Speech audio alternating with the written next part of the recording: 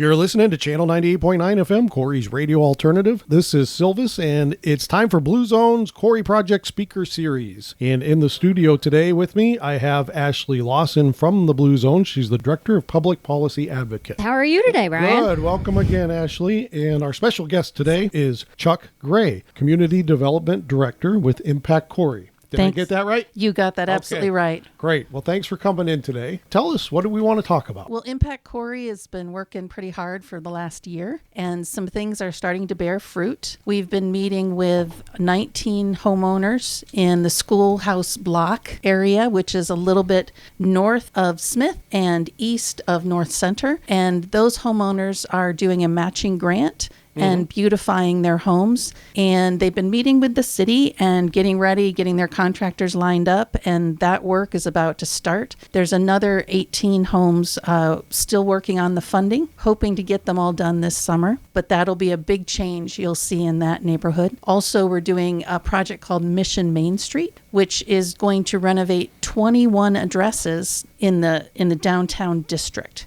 The amazing thing that this project is helping to do is these 21 addresses getting facade renovation are going to result in 23 new jobs in Corry. So this is good for everyone. You will see some large-scale changes as you come down North Center, Spring, Main Street, and even Washington. So it was open for businesses, social service groups, nonprofits, and this is the first phase that we are doing. Businesses can get up to $12,400 in matching funds to redo their facades, put in new weather-efficient windows, whatever they like. We've been working with the city on this because a lot of groups are redoing their signage, putting up exterior lighting, just making the place more inviting so you want to walk in and see the great stuff inside.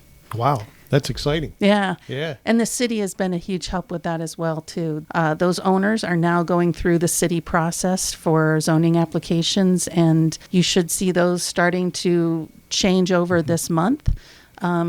I still have about $80,000 to raise to finish that whole project, but we're getting close. We're getting very close. Great news. Where do the matching funds for each project come from? First of all, we've built into both Mission Main Street and Renaissance Block an owner match. So there is at least a 1-to-1 match. Homeowners are actually outstripping it. They're doing nearly a 2-to-1 match for every dollar invested in that area. Also, I do other funding sources. So I've applied for $99,000 from the USDA, which would then match the ECRA funds. And by the way, I should have given a shout out earlier. The Erie County Gaming Revenue Authority got us started for both of Mission Main Street and Renaissance Block. And since they require a match, we not only do the owner match, but we're looking for other funding. So we hope to hear about the USDA funds very soon. And essentially a corporate funding, foundation funding, private individual funding. We do that work to find the match. And we always do a local investment level. We know a project's important when local people are willing to invest. Mm-hmm. Sure. That makes sense. So you're in phase 1 of both of these projects? Is that what you said? Yes, phase 1. After Schoolhouse Block, last November, we started a process where we designated 4 neighborhood areas, and they got their information together. They did community building, and then we prioritized them by a whole bunch of criteria based on the ECRA grant. So after Schoolhouse Block, we'd move to Park Place, which is just a little south. Then Bear Creek Trestle, which is just cross North Center, and you're in Bear Creek Trestle from Schoolhouse Block. And then what we're calling Hiram's Haunt, which Hiram Corry used to have a house on right over on Washington. So so trying to pull a little of the history out. Right. So we would do those 4 neighborhoods in that order. All right. So the application process, has that been completed? Yeah, the phase 1 has been completed. Right. Further phases, stay tuned because we're working on that. But we will reach out to those communities and we'll stay focused in the downtown area for facades for a while, because there was, after the first group applied, then everyone understood it wasn't a scam. Yeah. We really want to help. And other organizations have been asking when and how to apply. Okay, great. So, what's your best guess when people will actually see some of the results? They can actually drive down the street and see something. I would guess by the end of this construction season, Oh, really? All of That's it soon? will Okay. be done. At least the first 19 out in Schoolhouse Block. Like I said, trying to get that funding in time for this year. If we do get the funding, 36 parcels out in Schoolhouse Block will be done. And downtown, I expect all of that to be done as well. We're talking with Chuck Gray, Community Development Director for Impact Corry, and Ashley Lawson with Blue Zones is with us here today. We just got done talking about Mission Main Street and the Renaissance Block. What else can you tell us? We have a great project. It kind of got set back due to COVID, but it ended up being even better, to tell you the truth. Last fall, the Corry Community Foundation funded us to start Hiram and Hill. And what it is, it's a community beautification project. So we're starting out by cleaning up the downtown area and bringing together community volunteers to do that. Like originally, our goal, we were working with the city and we were going to repaint the gazebo. Now in the time of COVID, you understand that's too many people in too close of a proximity. So we are adjusting and making it safe for everyone. But with the delay, we have two amazing interns from Penn State. We have Anna Dow, local Wonder Girl, as well as Mallory Merkel, again, another great Corry student, and she's attending Robert Morris. So they came on board and we gave them the project of Hiram and Hill. So they have been contacting, well, our first call was to Blue Zones, obviously, and the city and every other partnering organization, the Tree Committee, Friends of Mead Park, cheerleaders, everybody to bring them together to do this work. So we're going to be kicking off the first event July 18th at 9 a.m. And the first project is going to start in City Park. Along two sides of the park, there's areas where the street cleaner can't clean because of the brick. And basically a whole bunch of anti-skid and everything builds up there and the weeds build up. We're going to be cleaning that out. The city will haul it away and then working down North Center to both clean that off the sidewalks. It's slippery.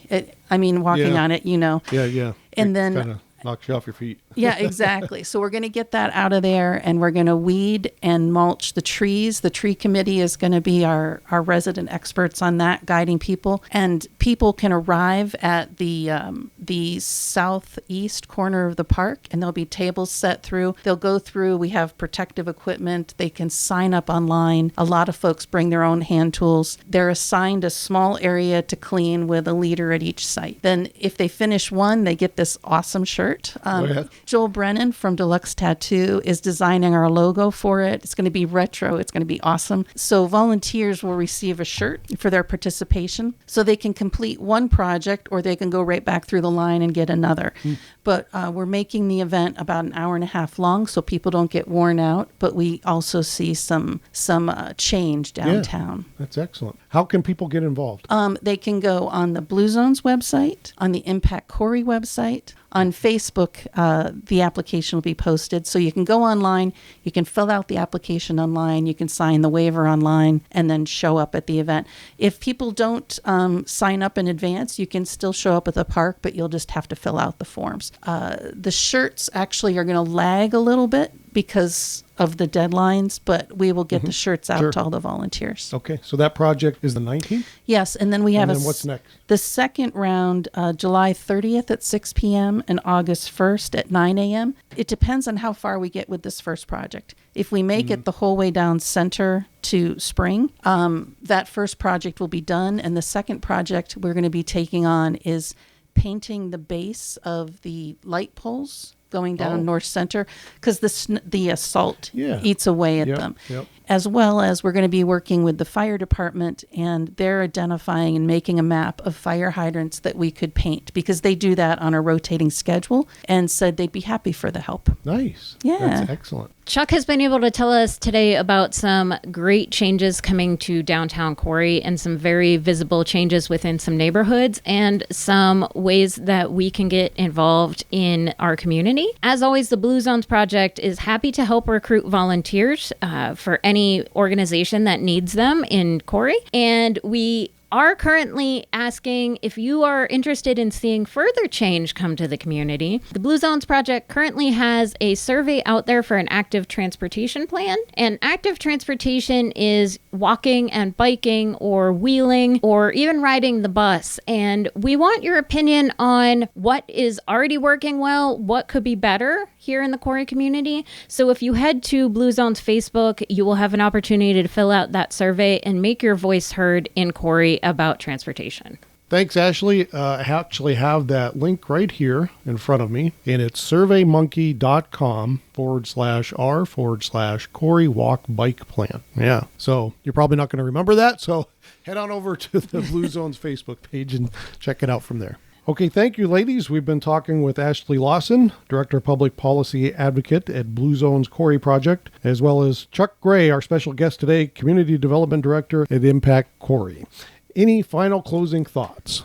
Yes, some people have been asking why we're calling it Hiram and Hill. A little Corry history lesson. Back in 1861, Hiram Corry sold a portion of his land at a significant discount to Mr. Hill of the AGW Railroad Company. And on this land is where the line intersected with the Philadelphia and Erie Railroad, forming the Atlantic and Erie Junction. At this spot, the first really significant building was built that allowed Corry to grow, which was a rail ticket office and eating house. In exchange for the generous gift of Hiram Corry to the rail company, Mr. Hill decided to honor him by calling the fledgling station in his honor. And so it was printed Corry. Due to a misspelling, an extra R was added, and we became Corry.